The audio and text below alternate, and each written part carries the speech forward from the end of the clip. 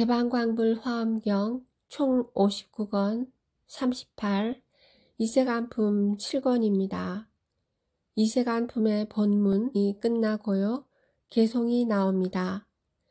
이 개송이 이세간품 7권을 요약한 핵심인데요. 무척 아름답게 법을 드러내는 불보살 경가님의 깊은 통찰로서 화엄경의 본질적인 모습과 진리를 실천하는 이상적인 보살, 마살, 그리고 구도자의 실천행을 알 수 있습니다.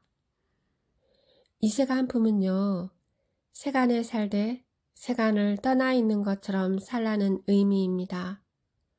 와도 옴이 없고 가도 감이 없는 존재 실상 그 자체를 알 수 있고요.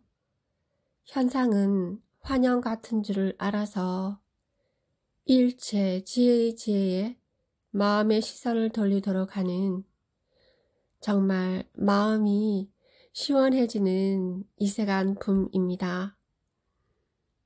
세간을 떠나 있을 때 세간에 들어가서 살고 세간에 들어가 있지만 세간을 떠나 있는 것처럼 살라. 이세간품 제목이 알려주는 본문의 내용은요. 마치 연꽃이 흙탕물에서 살지만 그 연꽃에 물 한 방울이 묻지 않고요. 아름다운 꽃향기를 전하고 피우고 마음껏 꽃을 피우지만 진흙 없이 연꽃이 피지를 못합니다. 연꽃과 진흙의 관계처럼 우리가 세상을 산다고 하는 것은 세상에서 살더라도 흙탕물을 묻히지 않고 깨끗한 삶, 보살 마살의 삶을 꽃 피우는 것이 바로 화엄경 이세간품의 핵심입니다. 그러니까 연꽃은 바로 인생이고 불법이며 부처님의 가르침을 보여줍니다. 이세간품에서 보현보살의 삼매 이름이요. 불화장엄인데요. 부처님 꽃 장엄이거든요. 즉 연꽃으로 장엄한 경전인데요. 이세간품을 연꽃경이라고 표현하고 싶습니다. 그 연꽃경이란 바로 이세간품을 실천하는 보살 마살이 그 인격이 바로 연꽃과 같기 때문입니다. 그럼 보현보살의 개성을 소개해 드리겠습니다. 그때 보현보살 마살이 부처님의 신통한 힘을 받들어 시방의 모든 대중과 법계를 관찰하고 개성으로 설하였습니다.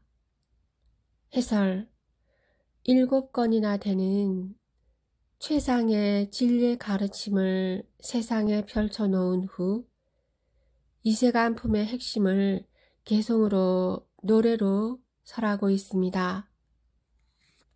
한량없는 겁 동안 고행을 닦고 한량없는 부처님의 정법으로 태어나서 한량없는 중생들을 보리에 머물게 하니 훌륭한 수행자들이여 나의 말을 들을지어다. 해설 보현보살이 설하는 개성입니다. 보혜보살이 200가지 질문을 하고 보현보살이 2000가지 답을 하는 내용에 이어 다시 보현보살이 개성으로 설하면서 스스로의 수행과 부처님의 정법으로 다시 태어나고 한량없는 중생을 깨달음의 경지에 안주하게 하는 가르침을 설할 테니 잘 들으라는 당부입니다. 한량없는 부처님께 공양하여 집착 버리고 많은 중생 제도하되 생각 없으며 부처님 공덕 구하여도 의지하는 마음 없어 수승하고 묘한 행을 내 이제 말하리라. 해설 보현보살의 수행으로는 한량없는 부처님께 공양하였으나 공양에 대한 집착이 없고 한량없는 중생을 제도하였으나 제도하였다는 생각이 없습니다. 또 부처님의 공덕을 구하지만 마음에는 그 공덕에 의지하지 않습니다. 그와 같은 수승하고 미묘한 수행을 보현보살이 지금 설하리라는 것입니다. 세간의 모든 거짓과 환영을 아주 떠나서 갖가지 변화를 중생에게 보이며 마음이 나고 머물고 소멸하면서 모든 일 나타내니 그런 것을 말하여 모든 일을 기쁘게 하리라. 해설. 세간의 모든 거짓과 환영을 영원히 다 떠났으며 가지가지로 천변만화하는 것을 중생들에게 다 나타내 보입니다. 또한 마음이 나고 머물고 달라지고 소멸하면서 모든 일을 나타내는데 그러한 내용들을 설하여 모든 이들을 기쁘게 합니다. 중생들에게 일어나고 사라짐이나 번뇌와 근심에 얽힌 것을 벗어버리고 보리심 내게 하나니 저러한 공덕의 행을 응당 들을지어다. 보시, 지계, 인욕, 정진, 선정, 지혜와 방편과 자비사 등을 백천만 겁에 항상 수행하나니 저 사람의 공덕을 그대들은 들으라. 해설. 보현보살은 육바라밀과 십바라밀과 사무량심과 사서법 등 보살이 닦는 온갖 수행을 백천만 겁 동안 모두 수행하였습니다. 그 공덕을 그대들은 잘 들어 행하라는 것입니다. 천만억 겁 동안에 보리를 구하면서 몸과 목숨 하나도 아끼지 않으며 중생을 이익하게 하며 내 몸 위해하지 않던 저러한 자비행을 내 이제 말하리라. 해설. 또 보현보살은 천만억 겁 동안에 보리를 구하면서 몸과 목숨을 조금도 아끼지 아니하였습니다. 다만 중생을 위하는 마음에 자신은 돌보지 않고 자비만을 행하였습니다. 한량없는 억겁 동안 그 공덕 연설한 것이 큰 바다의 한 방울 물과 같다 해도 적지 않으니 그 공덕 짝이 없고 비유할 수도 없어 부처님의 위신력으로 간단히 말하리라. 해설.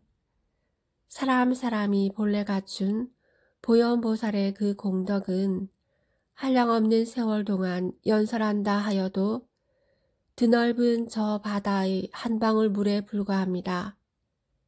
실로 그 공덕은 짝도 없고 비유할 수도 없어 쉽게 설명할 수 없는데 오직 부처님의 위신력을 빌려 간략히 말할 뿐입니다. 그 마음은 높지도 낮지도 않아 바른 도를 구하기에 게으름 없어 모든 중생으로 하여금 선에 머물고 청정한 법을 증장하게 하도다. 해설. 일체 수행은 한 마음으로 하는 것입니다. 그 한 마음은 높은 것도 아니고 낮은 것도 아니어서 높을 수도 있고 낮을 수도 있습니다. 그러므로 부지런히 도를 구하여 모든 중생으로 하여금 선에 머물게 하고 청정한 법을 증장시킵니다.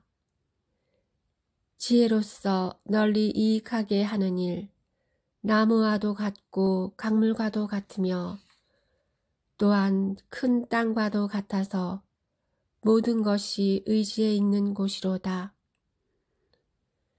해설. 불법은 지혜와 자비를 담고 있습니다.